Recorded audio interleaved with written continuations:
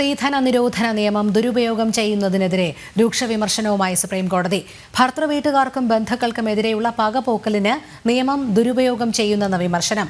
Justice B Nagarathna, N Kotiswar Singh എന്നിവരടങ്ങിയ ബെഞ്ചിന്റേതാണ് വിമർശനം. സ്ത്രീധന നിരോധന നിയമപ്രകാരമുള്ള വ്യാജ കേസുകൾ പരാമർശിച്ചാണ് സുപ്രീംകോടതിയുടെ വിമർശനം. ഭർത്താവിനും കുടുംബത്തിനുമെതിരെ വ്യാജ പരാതി നൽകാൻ നിയമം ദുരുപയോഗം ചെയ്യുന്നു. സ്വന്തം പകപോക്കലിനായാണ് നിയമം ദുരുപയോഗം ചെയ്യുന്നത്. വ്യക്തമായ തെളിവുകൾ ഇല്ലാതെയാണ് ചില കേസുകൾ എടുക്കുന്നത്.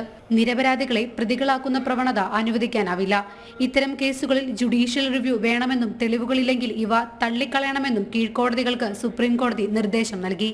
വ്യാജ ആരോപണത്തിൽ അതുൽ സുഭാഷ് എന്ന ബംഗളൂരു സ്വദേശി കഴിഞ്ഞ ദിവസം ആത്മഹത്യ ചെയ്തത് വലിയ വാർത്തയായിരുന്നു. താൻ നേരിട്ട പീഡനങ്ങൾ വിവരിക്കുന്ന വീഡിയോ എക്സിൽ പങ്കുവച്ച ശേഷമായിരുന്നു ആത്മഹത്യ. 24 പേജുള്ള കത്തെഴുതി വെച്ചായിരുന്നു യുവാവ് ജീവനൊടുക്കിയത്. ഭാര്യയും ഭാര്യ വീട്ടുകാരും മാനസികമായി പീഡിപ്പിച്ചെന്നും അതുൽ വീഡിയോ സന്ദേശത്തിലൂടെ പറഞ്ഞു. ഇത് വാർത്തയാകുകയും ആത്മഹത്യ പ്രേരണയ്ക്ക് പോലീസ് കേസെടുക്കുകയും ചെയ്തു. നാഷണൽ ഡെസ്ക്, ജനം.